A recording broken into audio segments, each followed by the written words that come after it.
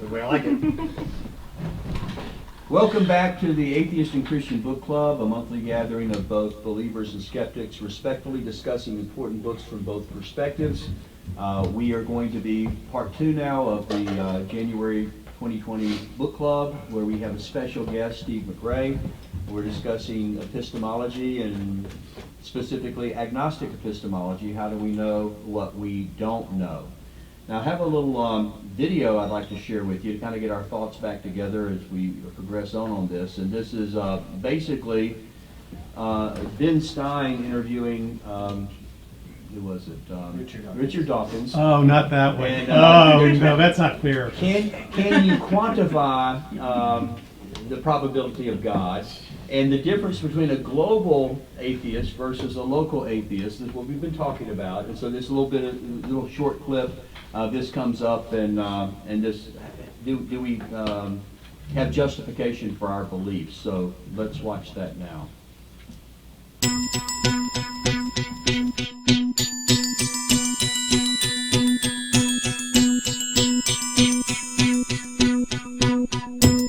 Professor Dawkins seemed so convinced that God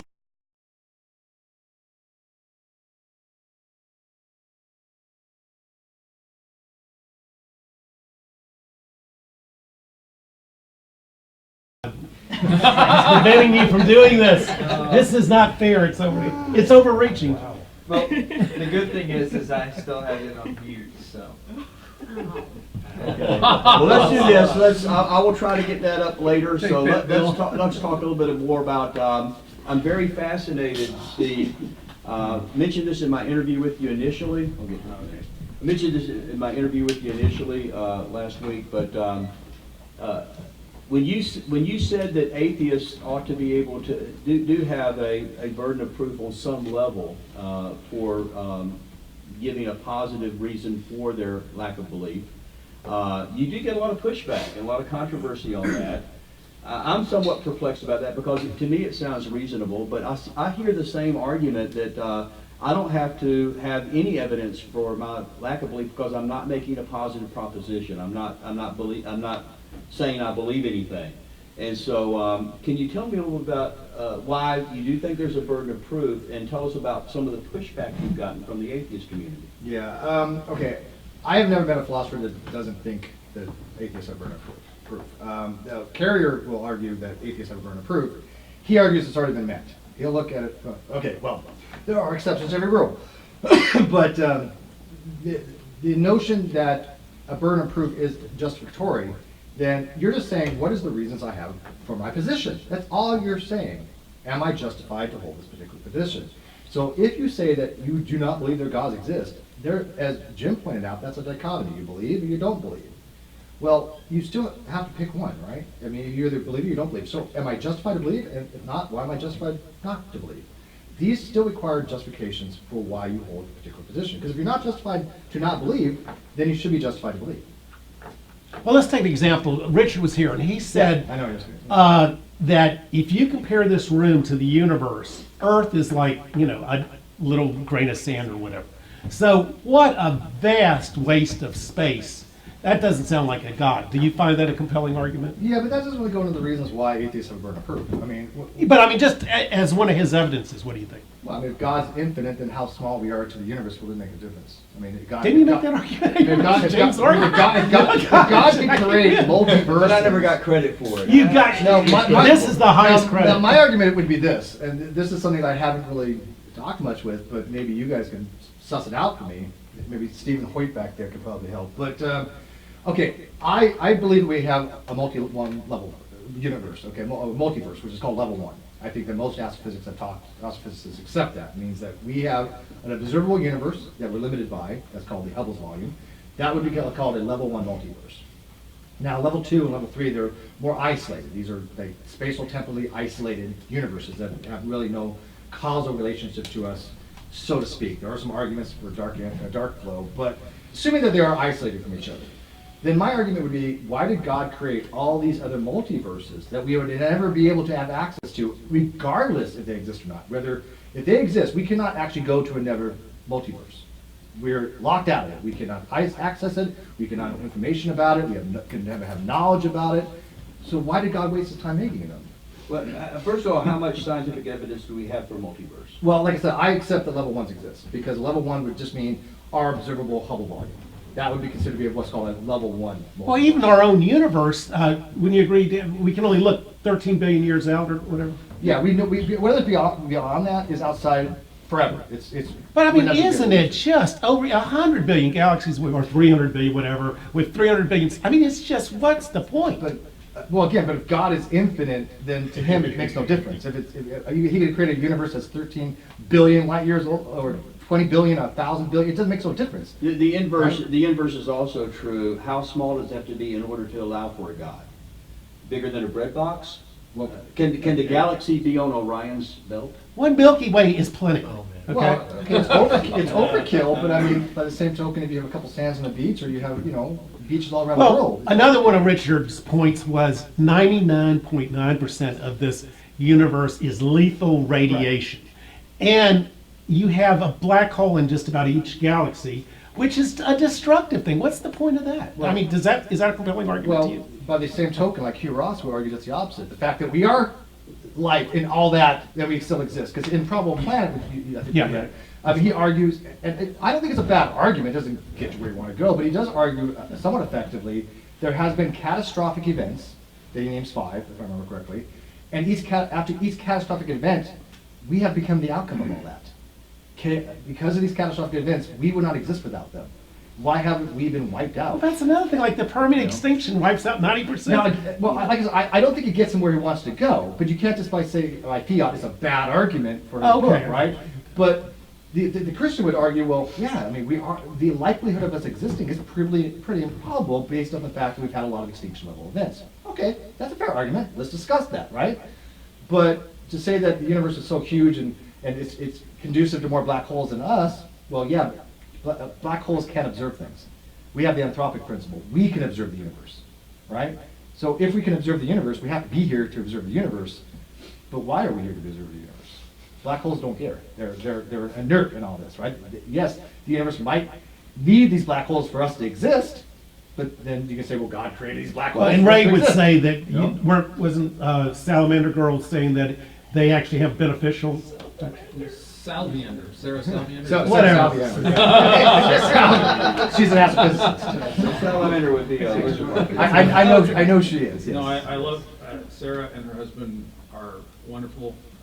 So Salamander. Yeah, she's gonna. Whatever, We were okay, supposed to get her on the non sequitur show. We're gonna Yeah, try no, to in the she- future. Yeah, I know. She's been through a lot. She says she would join. But she would say black holes are. Yeah, so. Came to so- believe in Jesus because of black holes. Isn't that ridiculous? Yeah, she was at the UC San Diego when she lost her, like by word, she lost her atheism. And strolling across campus one day, I mean, it was kind of an epiphany that she came to the real, I mean, she was raised in Canada, raised in a secular home, raised as an atheist, and not just, well, no true Scotsman atheist, she was as atheist could be. And through her study of astrophysics and black holes, she studied with Stephen Weinberg, worked at UT Austin for years, and her chapter in her book is fantastic. But yeah, black holes are. She relates them to God's character and God's nature. They're scary. They're difficult to understand.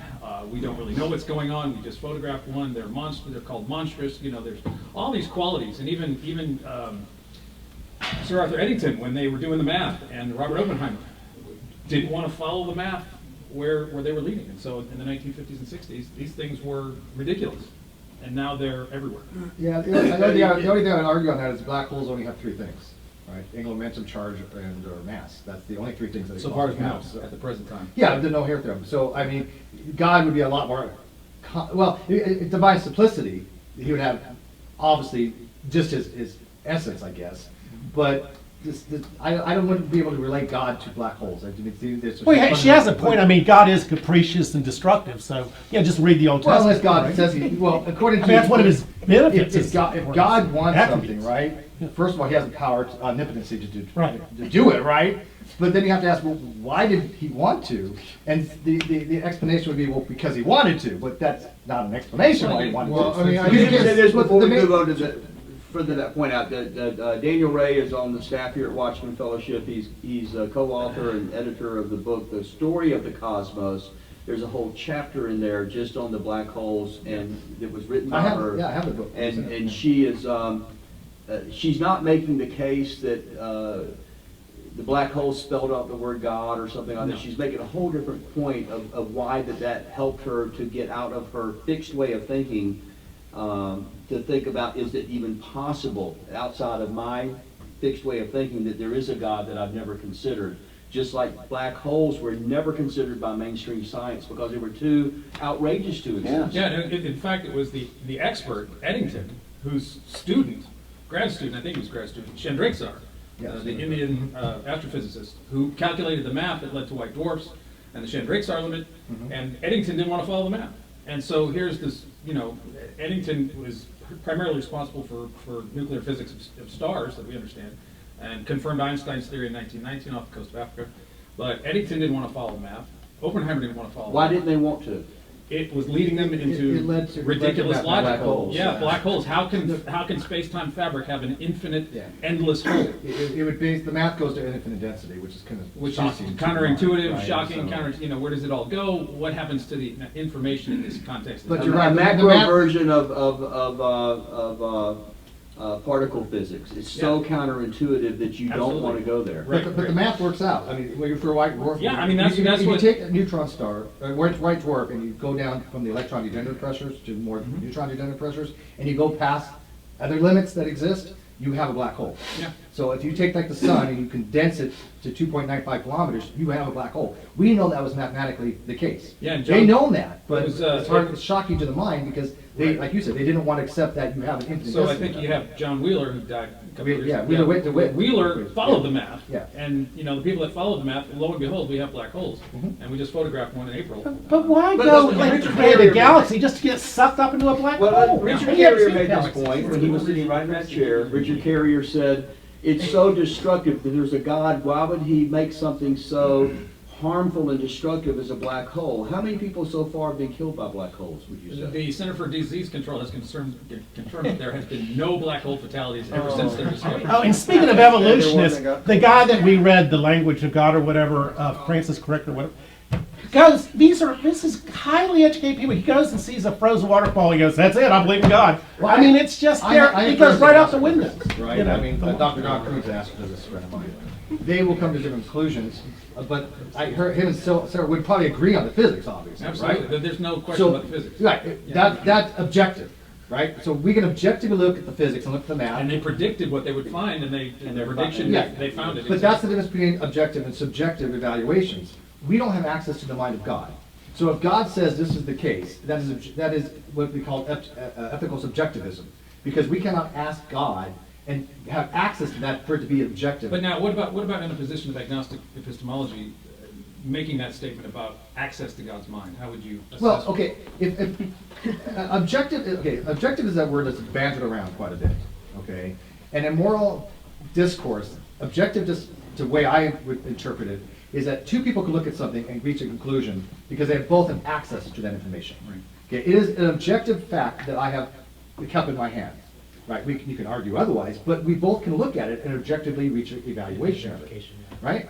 But if I say I have a headache, that's subjective. You can't come into my head and go, oh, I can experience this to objectively validate that I actually have a headache. You can do testing, blah, blah, blah, but the actual sensation and all that is internalized, is epistemically off limits to you. So when we talk about subjective and objective distinctions, I'm using it more of objective. People can look at something. Mathematics is objective. I can do a differential equation or something like that and say, this is what you're gonna reach if it's correct, right? But if subjectively, you cannot go, hey God, why do you have this as a rule? Because even then he just tells you, which you may argue, some people do argue what's called ethical objectivism, but to me, it's still, why does he have that rule? He could tell you, but he could be lying, or what makes it objective at that point? Because it's still, if I say, hey, let's play a game of chess, right? We are going to, if we sit down to play actual chess, there are objective rules to the game. We can both read the rules. And you can say, well, what happens if I want bishops to move, like a knight? Well, then we're no longer playing chess. We're playing some variant. But if we want to sit down and actually say, this is our grounding, these are the rules, we're going to play chess, that is objective, that we can both look at that. That's what we mean by objective morality. Two people can look at something and go, this is objectively the case. It doesn't mean absolute. But you have to acknowledge that there's an appeal to an objective even when there's like local disagreement on what that objective is. Nobody says that this is what we ought to do just because I'm the only one that feels that way. Yeah. We're always implying that there's some rule out there written, even though we're disagreeing. No, the rule is this, and I say the rule is that, but we're appealing to an external rule. Yeah, but I think a lot of people don't like the fact that once two people or people will have the same grounding, you can make an objective moral framework. I mean, I wholeheartedly agree with Matt Dillon on this. When he talks about objective morality, the way he's wording it is right.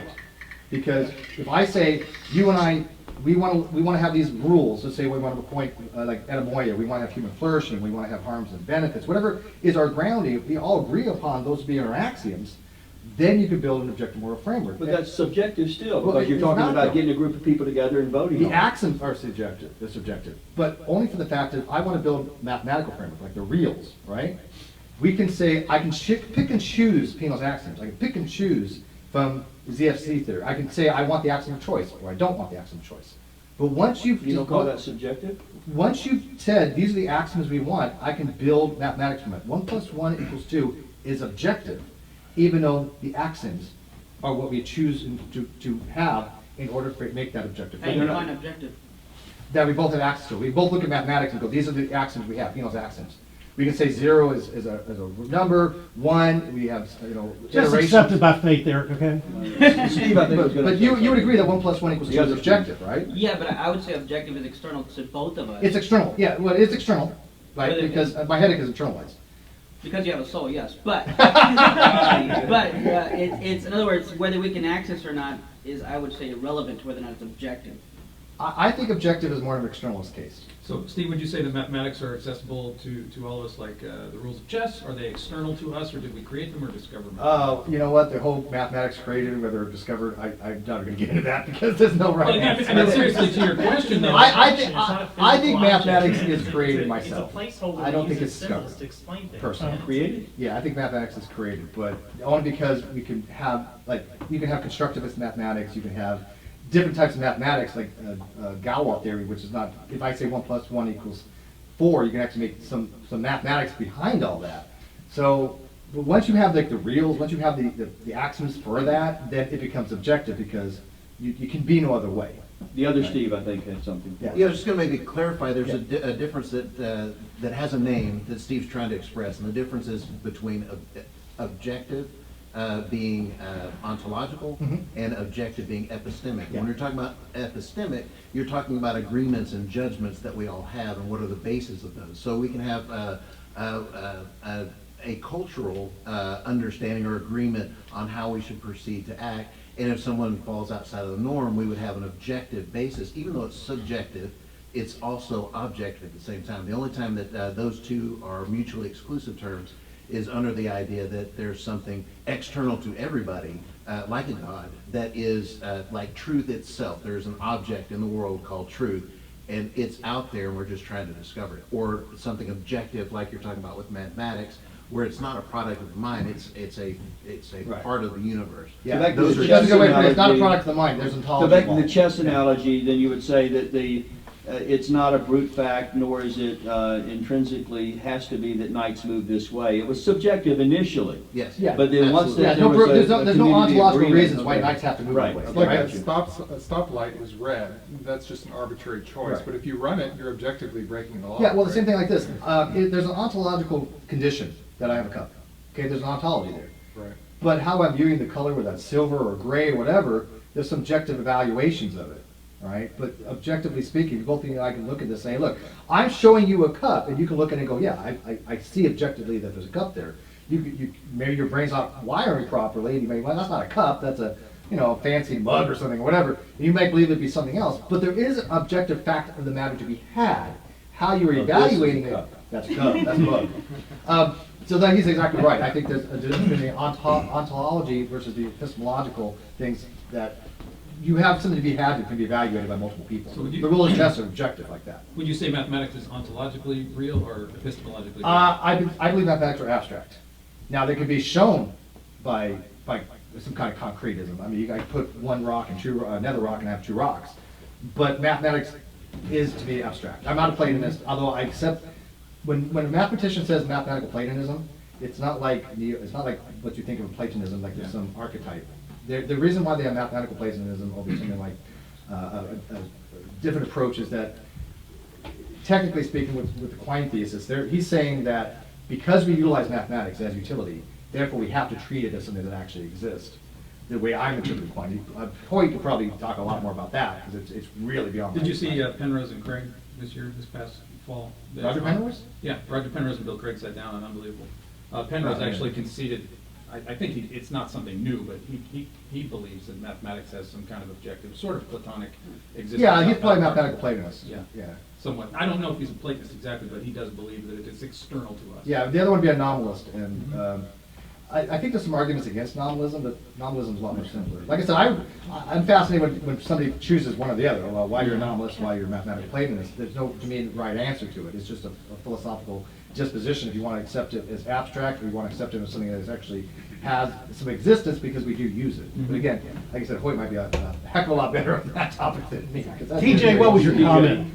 Would you, am I way off on that, Hoyt? Dude, you're perfect. Oh, okay, hey, Hoyt approves, Do yay! you believe that math is a force with agency or something? It's only it's only a placeholder we're using to describe things we see in Yeah, reality. it's a language. I mean, It's a the language mathematics that that we we use created. are symbolic of something greater than the actual symbols I themselves. know, we created it. We Well, set that's- up that's- the rules that's- for it and it works I think because we- of the way reality works. Well, no. Hey, I think TJ, it's- when you get a chance, read Quine's indispensability theory.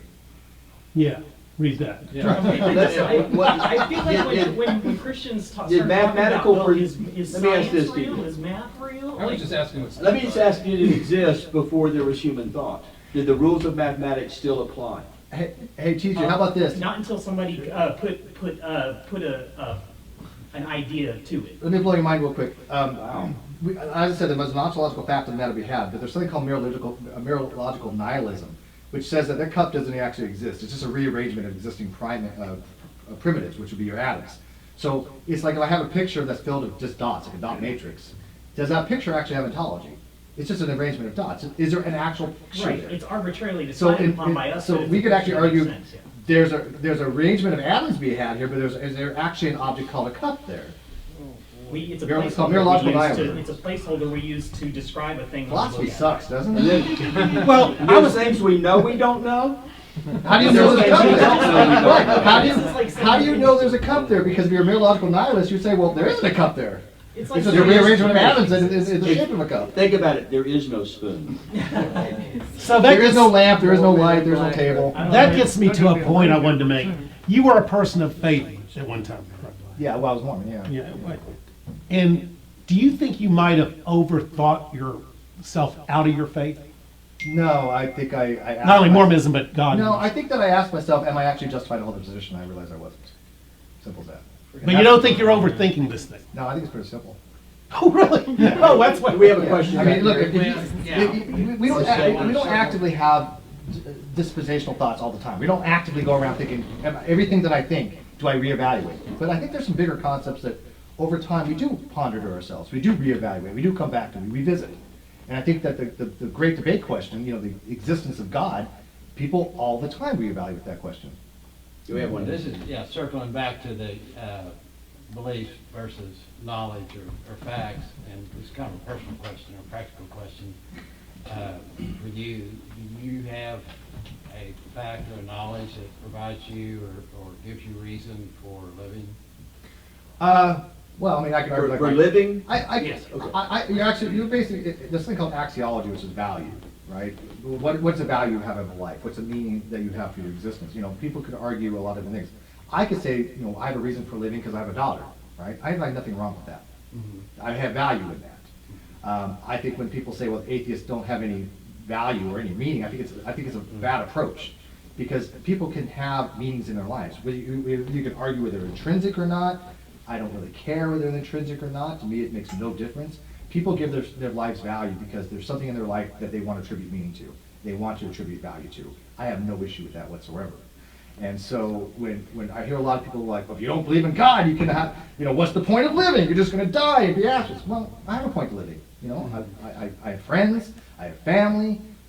There is something to be said for that. I think it's. You're going to have a YouTube channel again? Yes? Well, Yeah. I have two. Oh, I even have more, one your third. life is complete. Oh, my third back. But yeah, so yeah, to answer your question, I think that atheists absolutely can have value to their lives. We have Well, to I- that for everything to look for. Can you tell us about Right, agnostic I think epistemology? You could expand. Yeah, I tried to figure that out myself, actually. Because I didn't know there's a whole field just dedicated to epistemology. Going back to what it does, I just think that people need to understand agnosticism contrary to what they've been told. If you hear somebody saying agnosticism is about knowledge, they're not wrong, but they're not being honest with themselves. They're trying to relate it to something that's not really typical how the word is normatively understood in philosophy, right? And I think it's a little dishonest approach, because when I say I'm agnostic, I'm not making any knowledge thing. It has nothing to do with knowledge. It legit, even though the etymology behind it is knowledge, I'm saying that I don't have a belief either way. Agnosticism is a belief position. It is just what Jim pointed out, a second order belief position. It's a belief about a belief. And so a lot of people have a hard time separating those things. So they hear agnosticism, oh, well, you're saying that you don't know God exists. No, that's not how the term is understood. If you read anything out there, agnosticism almost always going to be used as an ontological thing on the existence of God. Do you believe that God exists? Do you not? What's your position in relationship to God's Clarify. ontology, not epistemology? Okay, to clarify though, you're not saying that you're agnostic because you believe that no one can know that Yeah. question. When I say I would be what's called a zero data agnostic or temporal agnostic or weak agnostic, which is saying that I don't think anybody has the ability to know if God exists or not. That is true, but that's not how I use the term agnostic, because that's not how it is understood.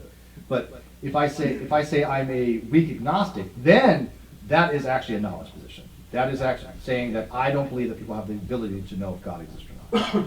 Or I don't know if they can. Actually, it's more specific. It's I don't know if people can know or not. The hard agnostic will say man does not have the ability to know.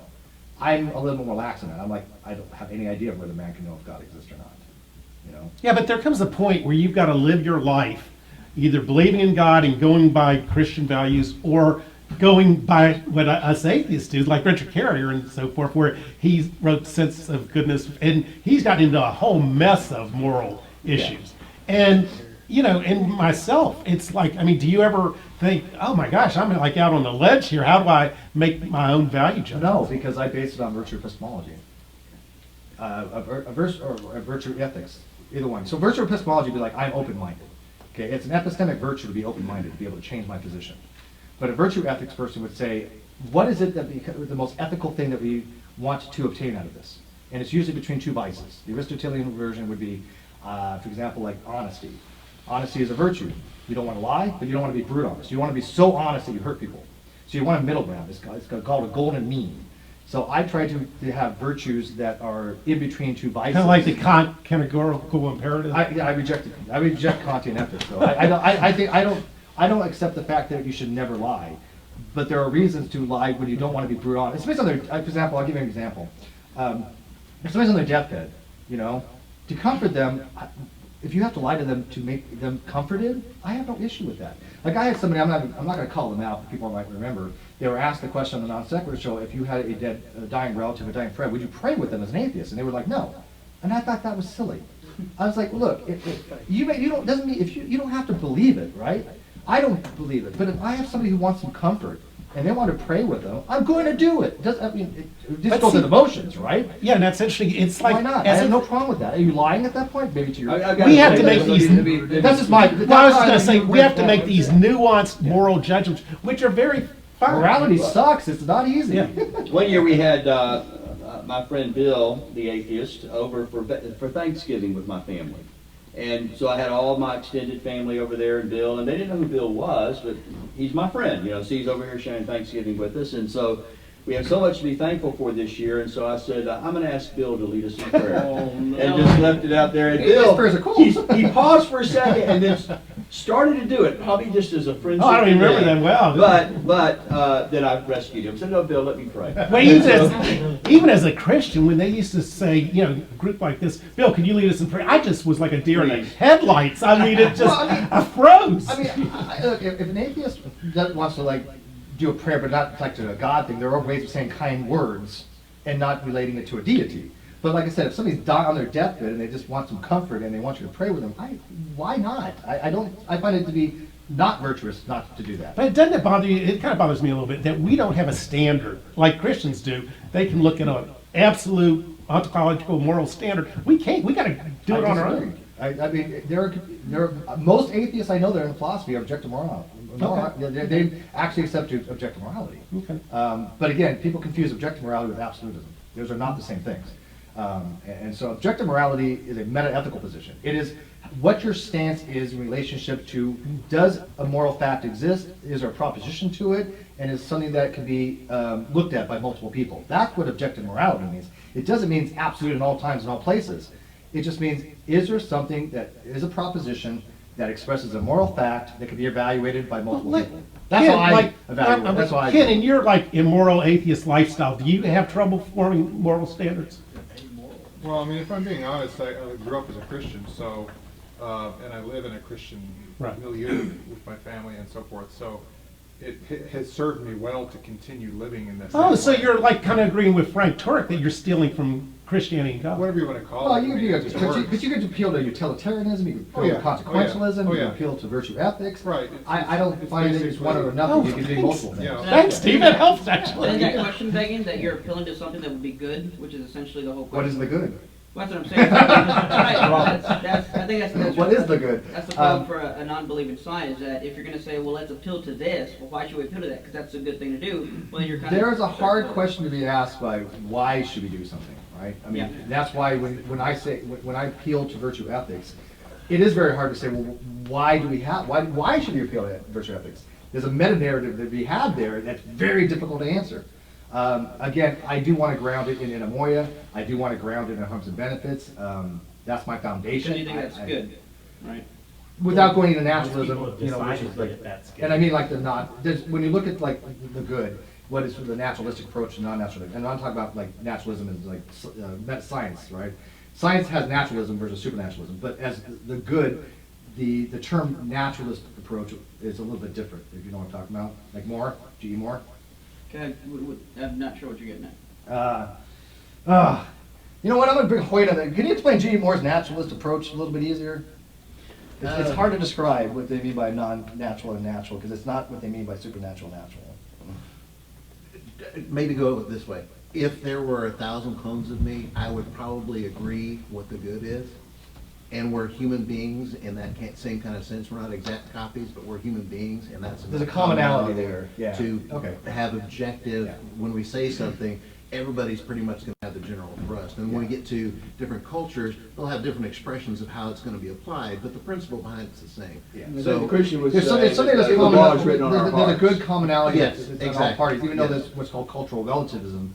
They might have moral differences and descriptive moral differences between cultures, but as he pointed out, as a human whole, I think there is something to be said by there's a common good that's ubiquitous, right? Now, people can disagree with that or agree, but And there's again, an these are positions. There's no right or wrong explanation for answer. that You know, it's just, to counter do you it. want to hold that position that there are certain things that are fundamental to all humans? Yeah, Jim had a point. There's an Yeah. evolutionary explanation for that That could, also. and that could be an It explanation of doesn't have to be evolution, God, sure. it's written yeah. on our hearts kind of thing. Yeah. Yeah, that's a natural, Well, that's the a natural evolution- thing. You can say that, yes, it's written on all of our hearts, but the real payoff is what do you get by saying that? Well, Because on a naturalist account or whatever, we're still trying to have a moral conversation where morality is the actual concern, and neither of these comments do anything. Well, let me give you Does an example. Darwinism in any way lead to what we would normally look at, that we would all kind of agree for whatever reason would be ethical and moral? Or is it animals eating animals? Well, I was just say, let me give you an example. If you had a society where everybody killed their children, you would not have a society. That applies to all societies. And are you saying that's bad? No, I think it's bad. I mean, but again, it is bad to kill all your children because then you don't have a society. So if you're grounding it on flourishing of society, that could be objectively looked at and said, it is bad to kill all the children. That's right? Given the flourishing society. Yeah, yeah. Yeah, let's Yeah, do no, this. we have I more. want to try again to pick up this interview and see if we're able to do it this time. But this is Richard Dawkins being interviewed by Ben Stein, and it's on some of the questions that's coming up. Well, first of all, I want to, watching this, would you say that maybe Richard Dawkins is really maybe more leans agnostic than atheist by this answer, and also the difference, getting a little bit to the idea of local atheism versus a more universal atheism. So let's try it now.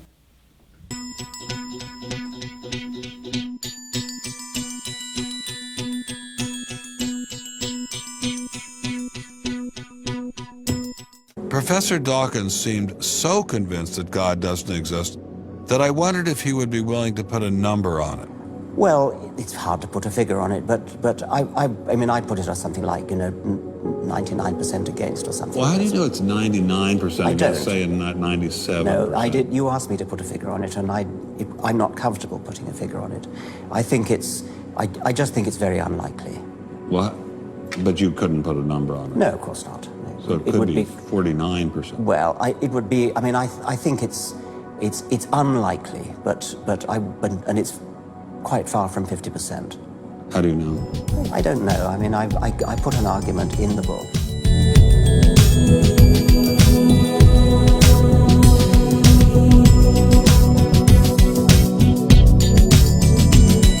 So the Hebrew God, the God of the Old Testament, he doesn't exist in your view? Certainly. I mean, that would be a very unpleasant prospect. And the Holy Trinity of the New Testament? Nothing like that. Do you believe in any of the Hindu gods?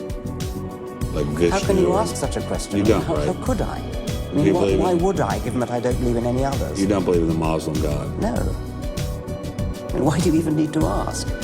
Well, I just wanted to be sure. So you don't believe in any God anywhere? Any God anywhere would be completely incompatible with anything that I've said. I assume. I just wanted to make sure. You don't believe in any God anywhere? No.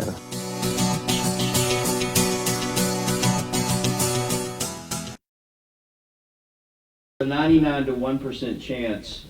If I knew I had a 1% chance of winning the lottery, I would play every week. Yeah. So again, I've noticed in the last decade and a half, Dawkins really prefers to say there probably is no God rather than there is no God, because I think even he's wrestling with this idea, unless you have all knowledge, then how can you know for sure there's no God? If you have all knowledge, then, well, I guess we do have a God, because we have something omniscience. Yeah, I don't like that argument, though. First of all, Ben Stein is dishonest as can be in this argument. I mean, he's literally one of the most dishonest people in these types of discussions. I think he was leading, I think he was manipulating, and it was horrible. And I agree. Okay, I'm not a huge fan of Dawkins, but I think he's right on this. First of all, I don't like assigning probabilities. Okay, I understand the reasoning behind it, but I don't think we should believe solely on probabilities. So they're just an estimate. Look, if I say what's the probability of, I'm looking up and I'm sailing a ceiling, well, it's pretty high, right? If you're a skeptic, though, you can't say it's certainty, because, by the way, knowledge doesn't require certainty. Knowledge requires certain conditions. Certainty is not one of them unless you have what's called a strong belief case. And I don't accept the strong belief case for knowledge. I don't think it's required. Most people I know think that way. Certainty is not something that's required. But Dawkins is right on this, that, look, he's asking him, where would you place it? And he's just giving him a range. Okay, well, here's the number. And he's like, well, that means you don't know. Well, actually, if you're at 99% and you're just you're meeting the other conditions, I mean, Dawkins probably would say that, I know Thor doesn't exist, or I know Vishnu doesn't exist. But can he say that I know there are no gods? I don't think he'd make that case. But Ben Stein's asking about local atheism and not global atheism. And I think that's kind of a dishonest approach. Yeah, but even once you say that when you give any percentage, this gets back to weak atheists versus strong atheists. If you are like 90% sure there's no God, can you call yourself an atheist? Yes. Okay, what percentage? What is it, 51%? No, again, I hate quantizing Right, beliefs right. because I don't like the Dawkins scale. I wrote a blog on it, www.greatdebatecommunity.com. I wrote a blog on the Dawkins scale. I think it has major issues to it. But if I had a place like a range, then agnosticism would be like 40 to 60%, right? But these are arbitrary values. There's no line of demarcation there. But if I say I'm 99.999% convinced that there's a God, you're a theist. I mean, you're a theist. I mean, who's going to say I'm 99.99999% the belief that's a God, but I'm an atheist? Steve, what do you think of the approach that does, I think it's Anthony Magnabosco, who does approach street epistemology with these, getting his interlocutors to quantify their position, their certitude about a particular belief. What do you think about that? I know a lot of people go that route. You know, what would you kind of place it at? And again, that's fine for having a discussion, but I don't think it does much good in the long run because I like Anthony Magnabosco, and I like some of the things with street epistemology. What I differ with him on is that he's trying to get people to undermine their justificatory conditions for their belief. And he and a lot of them relate it just to empiricism and just to like science or methodological approach. And yet there are pragmatic reasons to have a belief. There are prudential reasons to have a belief. People might justify a particular belief that is not based upon some kind of evidentialism or based upon some kind of empiricism that might be rationally approached.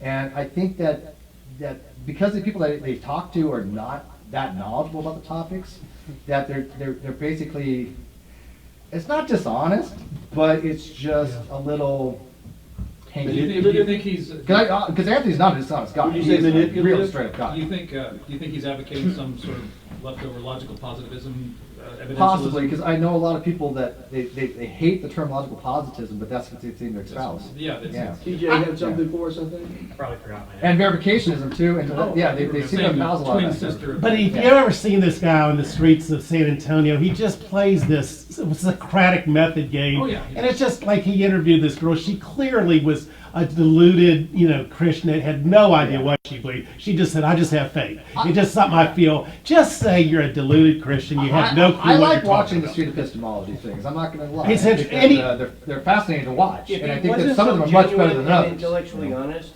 I would agree with you. But he's a straight up guy. Well, and Oh, two straight is, up guy, yeah. and I'd love to have him here, by the way, but he's like Peter Bochogen out of the West Coast Yeah. wrote a book, A Manual for Creating Atheists. And atheists hate to evangelize or hate to share their faith.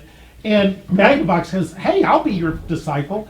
And so he actually has had some people say, oh, you're right. I'll deconvert. But I noticed about Anthony, he's willing to modify things. He's willing to take the approach and the methodology and change it. I sent him an email one time when I first started getting involved in looking at the epistemology, or street epistemology. And he read it and he took a lot of it on board. It wasn't just me. Oh, good. It was me and a few other people that had some issues with the way he was approached. And I think he did want to better his system. I don't think Peter does. I think Peter, all he cares about is the mind virus. Theism is a mind virus. Religion is detrimental, blah, blah, blah. But I think Anthony has... Yeah, he's very insulting. So he says the Christians don't belong at the big adults table. And so Anthony has taken that core thing, but I think he's modified it in a way to try to improve upon it, and I can't fault him for that. I think he's really tried, because he's a straight up guy, and I think that even though there's some kind of issues with street epistemology, I'm fascinated by it. I like having Socratic discussions, because I watched one where it was brilliant, because he was asking the woman about rocks and why rocks like hematite, right? Well, it's good for the blood. Well, what makes it good for the blood? What is the reason? Who made that decision that it had to be good for the blood? Is there some kind of ontological fact in the matter?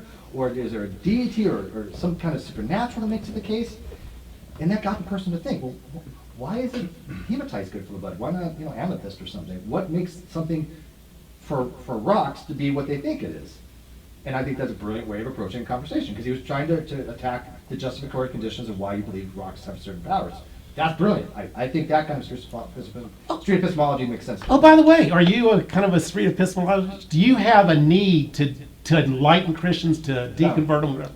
No need. No need. And I have never tried to convert anybody to agnosticism. I've never tried to I've actually converted more atheists, probably, from agnostic to atheist, than I have anything else. Oh, okay. Because a lot of them were just like, well, I just merely lack a belief. I'm like, well, do you really lack a belief, or do you actually hold there are no gods? Oh yeah, all gods are BS. But most Christians, well, you really. Here's the thing: if I believe something to be the case, I also lack a belief in it. So if I believe there are no gods, I lack a belief that God exists. Right? One entails the other. So a lot of them try to downplay it and just say, well, I don't have to say I believe there are no gods. I just merely lack a belief. But when you ask them, well, do you actually think there are no gods? Oh yeah, all gods are made up. At that point, they are expressing that they have a belief that there are no gods. They're just trying to minimize it. But can there be something like functional atheists that maybe technically they would be more agnostic, but they live their lives as if they're positively certain there's no God, therefore they functionally take Well, that if you're role. certain there was a God, I mean, you're an atheist by any atheist. No, I mean, they're really kind of like you. They're undecided on this, but in an undecided state, they don't say, "I'll play it safe and try to live more like a Christian," or "I'll try to spend half my life as believing in God." They decide, "I'm going to live my life as if I'm certain there's no God." So, in a sense, that where they may be technically agnostic, they're functionally atheist. I get the functional atheism thing. I don't think this is a performance contradiction if you don't believe they're gods, but you want to like pray every so often, right? Or you some reason that you want to, like, if there's a small chance, right? But I think that if you actually believe there are no gods, and yet you live your life going to church and you live your life praying, Which happens a lot. Happens a lot. Yeah. That is to me a performance contradiction. Yeah. Because you actually believe there are no gods, but you're living your life as if there is. And by the same token, just by the opposite. Bill goes to church more than I do. I go to Todd's Revelation class, which actually is very good. But here's the problem, is you got these hip churches that they go to these community groups. Bible studies and Sunday school classes are out in a lot of these hip churches. So these Christians have no clue what they believe. And half the pastor, or most pastors I know, have no idea of scholarship or what really Christianity There's things in the Bible that I found out recently that I didn't even know was in there. Yeah. Bill, as an atheist, are you there to help those Christians? Absolutely I am. Because they don't know there's only 7 authentic letters of Paul. They don't know there's 2 different creation accounts. They know almost nothing. Well, I mean, it's just sad, and it's going to get thing. worse and worse. I mean, these hip church, the only unforgivable sin there is not being hip. Yeah, That's the only thing you can there's a lot of be thrown societal out. factors in church. A lot of people go to church for societal reasons, right? Oh, really? I didn't know. So, I mean, Yeah. I get that. But I will add on this real quick. The performance contradiction. There is something out there, and a lot of people don't want to recognize it. There's something called negation reasoning. And Negation reasoning. No, negation raising. Raising. Okay. You're raising something to negation. Okay. What that means is, if I say I don't believe something, you can't actually raise that to actually be the case. I believe it is the case. Now, this is not logic. Okay, logic does not work that way. Belief entails do not believe, but do not believe does not entail belief. Say that again, slow. Okay, so if I say Thank you. if I say I believe it to be the case, right? Okay, if I say I believe God exists, let me put it this way. If I believe there are no gods, I do not believe in gods, right? Makes sense. But if I say I do not believe in gods, that does not necessarily entail that I hold the belief that there are no gods, because I can be agnostic, right? But if I say, hey, are you going to the party tonight? And you say, well, I don't think I'm going to go to the party. We as a society, in speech act theory, would be, we're going to take that as, oh, they're not going. That's what we mean in communication. There's a illocutionary act there to be had, that you're saying to the person, I'm not going to go to the party tonight. And That's so, not really what you're saying. but when I say, I don't think I'm going to go tonight, we're communicating to them that we're not going, right?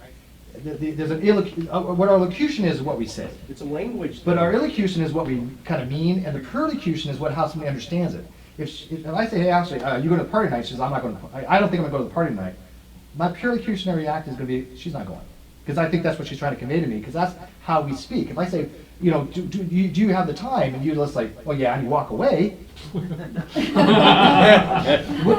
communicate things that way. Well, do you have the time? Yeah, well, let me tell you what time it is, because these are understood context. When she says, let's just be friends, she really doesn't want to be friends. Steve, are there Oh, no, she means that, yeah.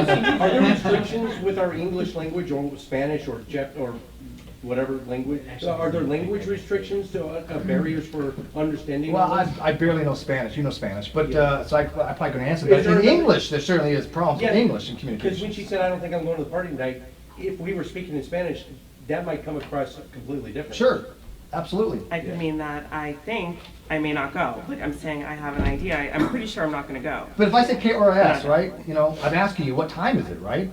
But if I asked in Spanish, do you have the type, tiempo, I guess. K or S. K or S is literally, what it would mean, K or S, what hour is it, right? But we could do that in English. Yeah. We could ask, what time is it? Could you please You tell know me what the I'm time? No, at the end of the world. Well, in Spanish, you say "Cuántos años tiene?" How many years do you possess, rather than how age are. That's why they. Yo decía español en escuela, pero no me gusta hablar español, es muy difícil para mí. You just Pero es muy importante el Good negocio job, de man. clientes también. That's all I know. You know that. Gosh, That's only because, yeah, you I speak got all Spanish, that. I don't speak Spanish. But Eric, don't you think it's a sad? I'm sorry. Let me ask Eric. Is it because I'm Don't Hispanic, you? you're asking? Yeah, exactly. I'm Don't you think it's a sad thing what the church has come to with these? You know, we're in the home of the mega churches. You know, where it's Hadn't like noticed, they're like everywhere. It's ridiculous. It's a mile wide and an inch deep. I mean, and he's an apologist for the Hadn't noticed. Bill, as an atheist, is that a good thing? Or don't you like us to be an inch deep, or would you rather see more robust Christianity? No, I enjoy talking to people like Eric that actually Those reasons. Because tries. he's honest and walking. Like, what's his name on the Atheist Edge? She kept asking this girl, it's like, do you care about the facts? Do you care about what the Bible? And she goes, not really. And he goes, there you go. You don't even care. That's atheist experience. So let me let you talk. What's the difference anymore? Yes, We're not affiliated with them. But Oh, sorry. Okay. Atheist So- experience. Experience. What do you think, Eric? Is it a sad state or what? Oh yeah, no, absolutely. I think I love what guys like Steve does, where if you can articulate a position, and so oftentimes in conversation, if I'm in a conversation with someone and they're disagreeing, sometimes I like to stop and say, okay, wait, time out, because the objection you're giving me seems like you don't understand my argument. Could you reiterate my argument to me? And if I think you've got it, then please continue. If not, let's kind of do some I love that groundwork. approach. Yeah, because you're a lot of times you'll see somebody who you think is understanding your argument. They're going through the motions, but you're like, I don't think you're, can you kind of like give me back my argument in your own words? And you can kind of tell whether they actually are addressing the argument or not. Because I've seen a lot of cases where people have not addressed the arguments, and what they do is they go on some tangent, some kind of rote memorization, they have a script. Right. Atheists and theists both do that. I've seen it across the board. But don't you think you should help Christians by, explaining them the basics? Why just Christians? Help anybody. Yeah, okay. I mean, I like critical thinking. I promote reason. I promote what I think the core atheist used to be. I'm not a huge fan of the modern atheist skeptic community. I think they've lost their sight of things. I think they become just as dogmatic and ideological as some of the theist positions. Amen. And so and this is one of the reasons why he mentioned earlier why I'm controversial, is because they don't want to have to recognize that. They have become so dogmatic, and Fundamentalist atheists. it's a fundamental, because they have a political agenda. But This we're goes the back to people proof of thing. we're the people of reason and science, not They just claim to be, but then when it comes to logic, I've actually had atheists tell me, just like Matt Slick, you know Matt Slick? right? Yeah. I've had discussions with Matt, and he has once told me, legit, well, the logic is right, Steve, that you're showing on paper, but in the real world, and I'm like, that's what I see atheists. I've actually, you've seen some of my logical arguments, and they'll be like, well, okay, yeah, your logic is correct, but in the real world it doesn't work that way. And I'm like, but it's logic. It's like you can't pick and choose when the logic. You have to be the emissaries of logic and reason, and then dismiss it when it doesn't suit your narrative. And I see a lot of very fundamental atheists do that, unfortunately. Well, on every side, Christian and atheist and the other categories, which we failed to mention most of the time in here, what you have is a polarization in all of our culture. And it's on one issue, is a political issue or an issue of sexuality or any one issue, and all of a sudden you're not on my team, I hate everything you've ever stood for, you don't have a brain in your head, I refuse to talk to you anymore, you're an evil person. And this is a culture that we're headed for. And so little things like this little book club is a way of... And you can agree It's a on litmus 99 test. other things. Exactly. Yeah, I don't like Sometimes that. you get out of step on one issue and you're out of the club. Well, I mean, but you agree with me Nowadays. that, hey, and I do accept this, since atheism is a position on a proposition of God's ontology, it's nothing to really have a whole community up on, okay? It's not a lot of things that, because atheists is so diverse, but they all agree upon that one thing. Okay, and that's fine, there's nothing big deal about that. But when you have people out there like myself saying, hey, look, I'm not interested in going out and promoting atheism, that's not my agenda, then all of a sudden I'm not on the team, even though I'm a non-believer like them. Steve, what do you think, a very maybe elementary kindergarten Sunday school question. I've seen a lot of your videos and stuff. I don't think I've ever asked you or talked to you or heard you say, what is your absolute, what do you believe about Jesus? Who is Jesus to you? Well, I think they actually did. I think there's a kernel of truth to be had there. I think that somebody named Jesus did live during that time, that they did probably have some kind of following. Do I think he was like the Son of God? No. Do I think the Trinity is a coherent concept? No. So when people say, well, I know there's no such thing as a Trinity, I think they can make a case for that, because I think the Trinity is logically coherent. Myself. Now, again, a lot of discussions to be had about that, right? But I never accepted the Trinity, ever, even when I was like Mormon. They have a very different view of the Godhead, clearly. But you would know that. The way they look at that is quite different. But I think that like the mythicist approach, I think is flawed. But I don't study the Bible as well as many other friends that I know do, where they can actually weigh in and they go, look, this is why mythicism is wrong.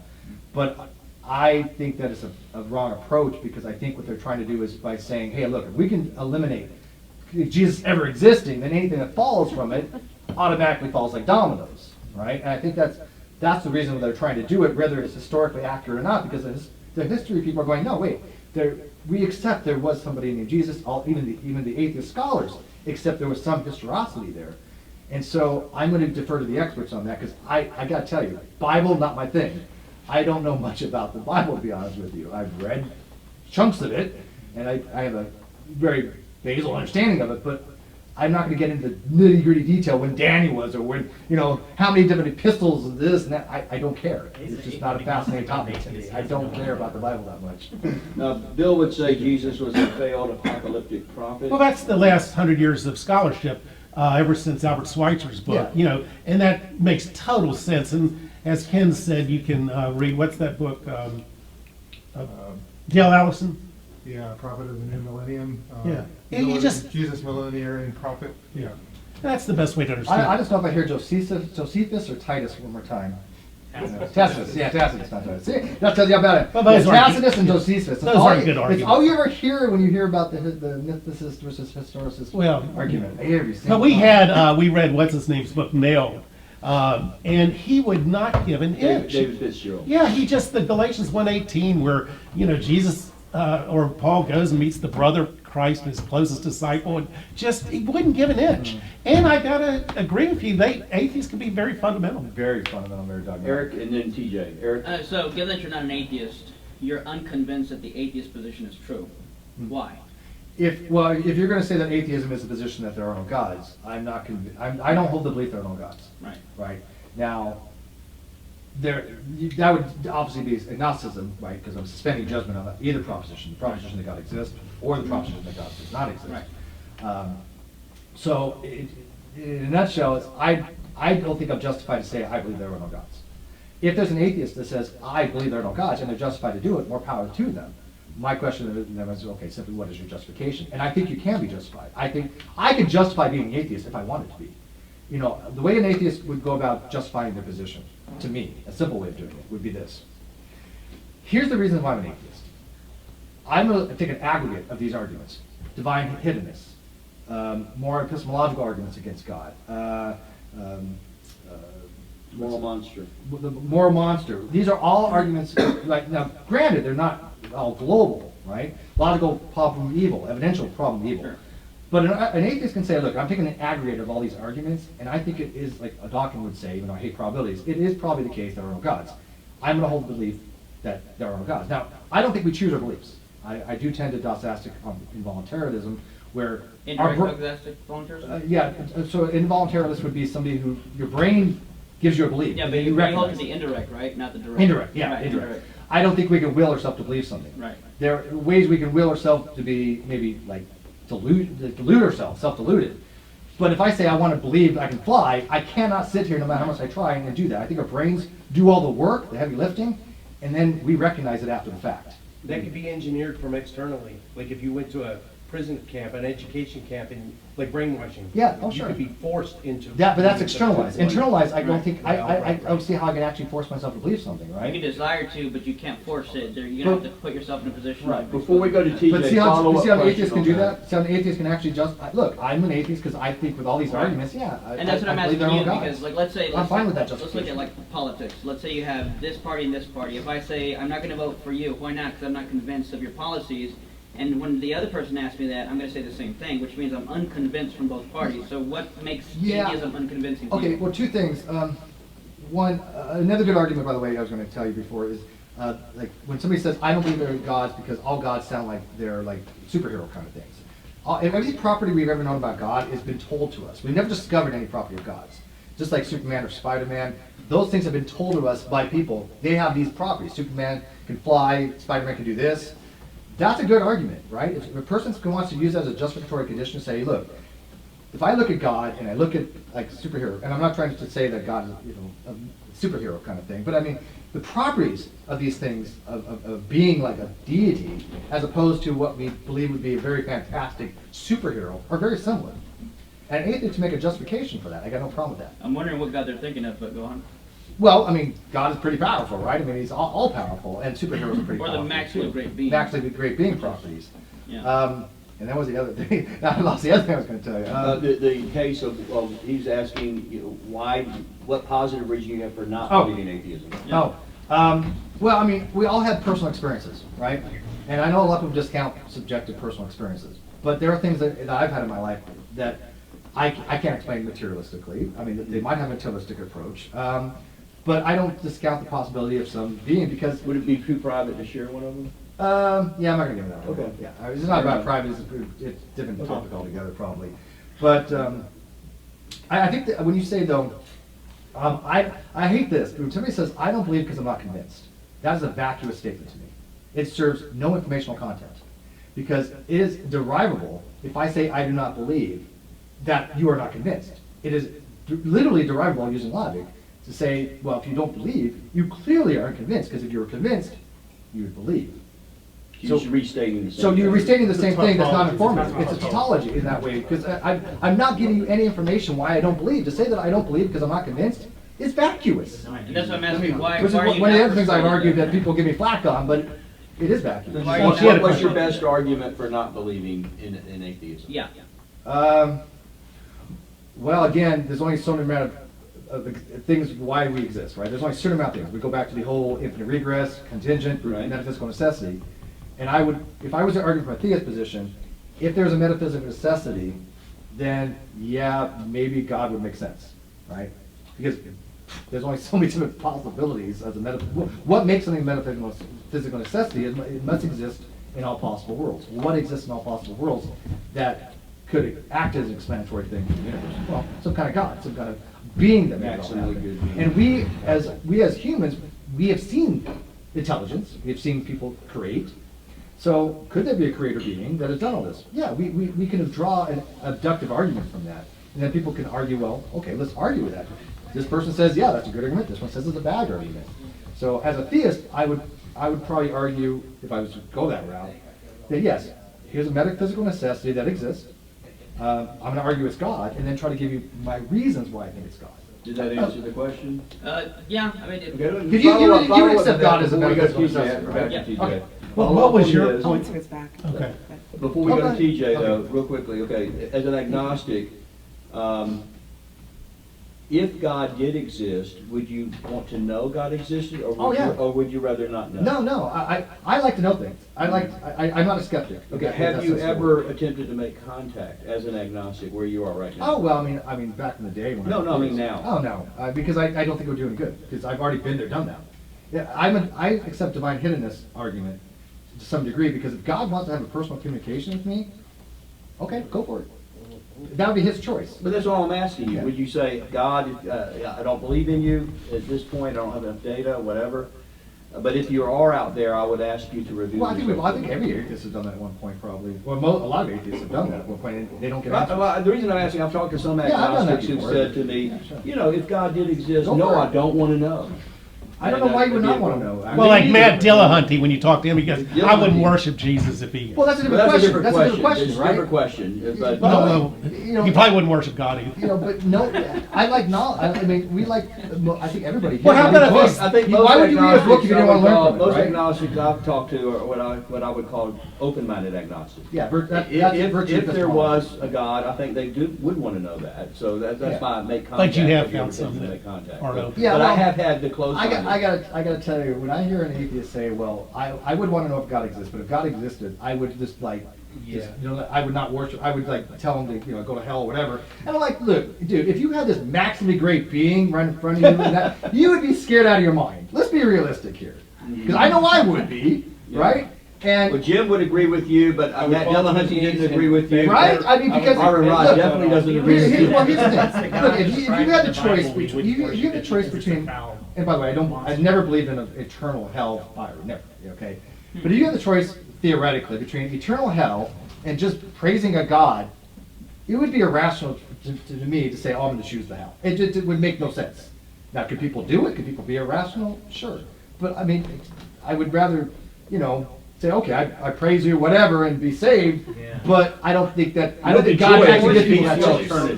Yeah, I don't think God, to me, it's a whole Pascal thing. TJ had something. If we don't have God telling us I this, had something else, but I really want to correct what you just said so bad. Me or him? Go ahead, What you said, TJ. Because, no, it's not like we're just saying to hell with you, we're not going to worship you. It's, okay, we're saying that if we're presented with this deity, the one that's described in the Bible, Yahweh, the monster that we read about, that's the one we won't worship. Yeah, I'll kiss his ass, but he'll know that I don't really worship that. And that's a good point, by the way. He would know your heart whether you really believe, or not. What could a perfect being do besides care for me because I'm just the way I am? Well, and that's a good point, because God's going to know Even if I whether you're didn't faking love it or him, not, even right? if I hated him, even if I said so you're kind of SOL regardless. You're going to go to hell. You're going to go to hell. Yeah, Well, We're all Calvinists now. Yes, Calvinist. Wouldn't a perfect being have to respect that that's the way I turned out?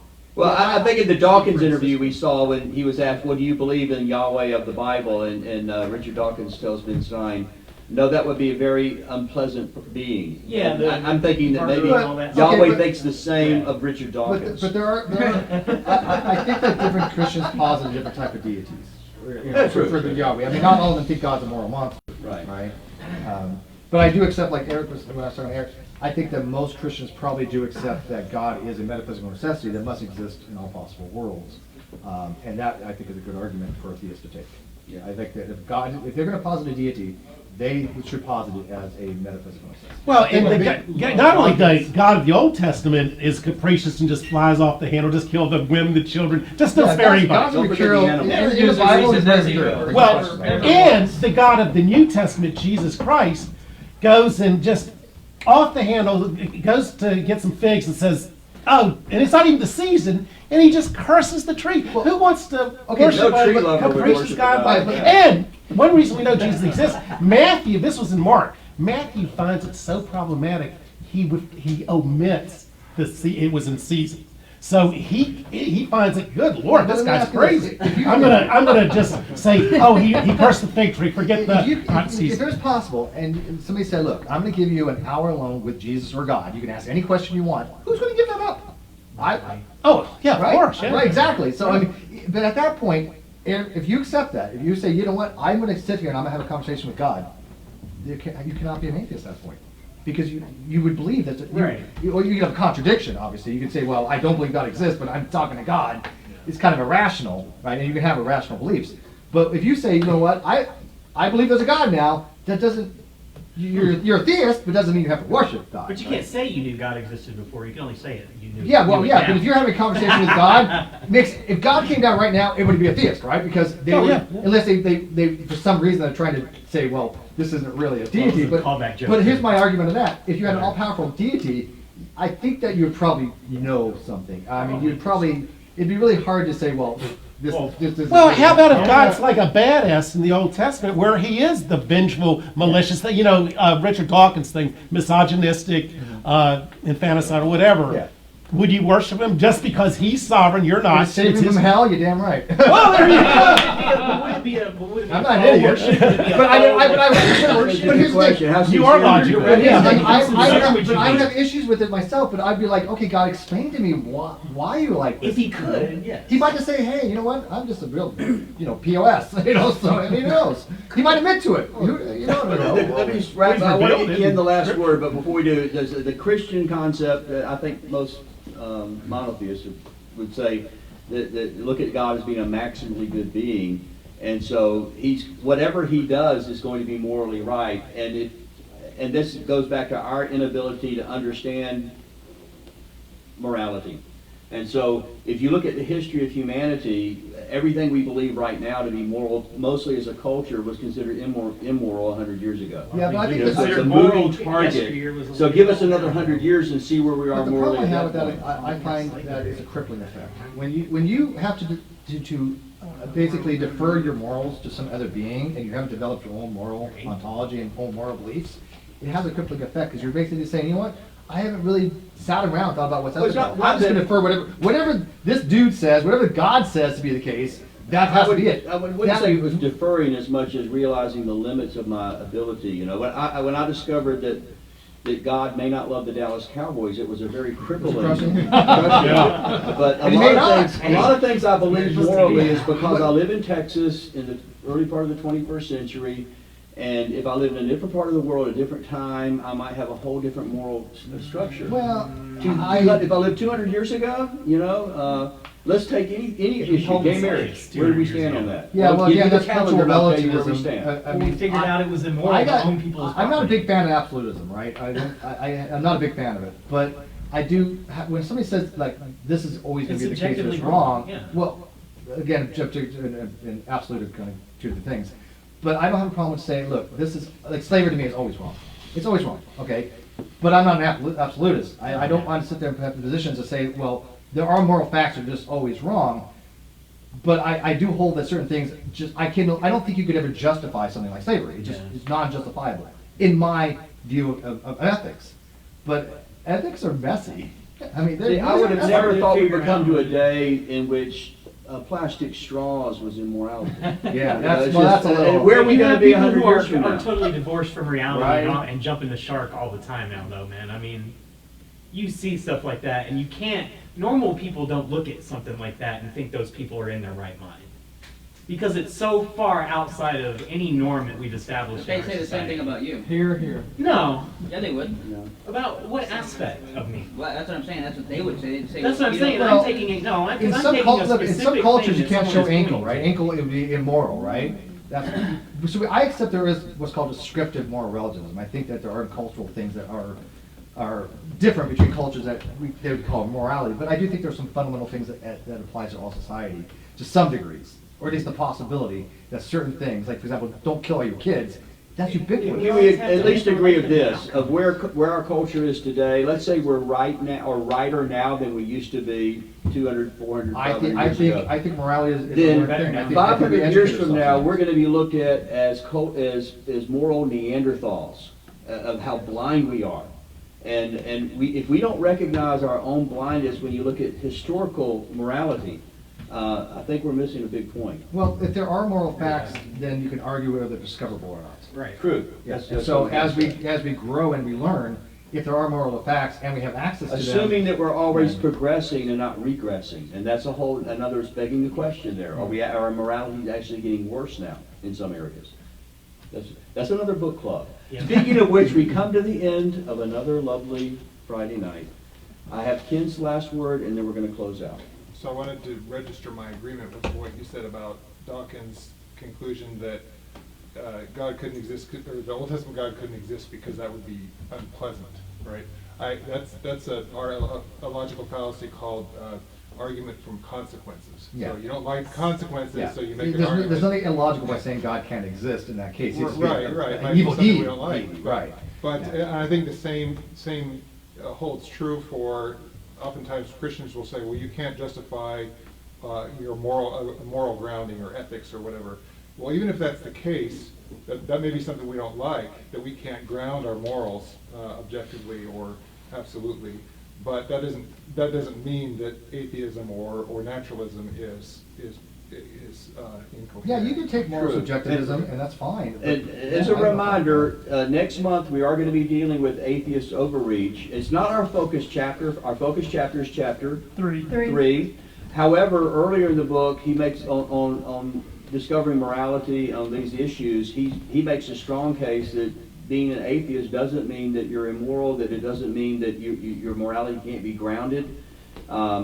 He leans over backwards to, I think, try to be real fair, and I think you're going to appreciate this. So I want to encourage you to read the book, have your questions for Dr. Smith. We will ask that for the book club, and then we'll watch the video with his answers, and that's going to be February 7th. I want to say thank you, first of all, to Steve so much for being here, man. So Really much appreciate it. it. Jim Hall and TJ and Atheist Edge, for those folks helping to make your visit here possible with us, for our other guests, for Ashley, for the other Steve, for Jim Majors. Where did he go? I think he bounced. Okay. I want to thank all the. How many people are here for the first time? This is the first club. Thank you so much for being here, for being part of the club, and we will see you next time. Thanks. Thank you.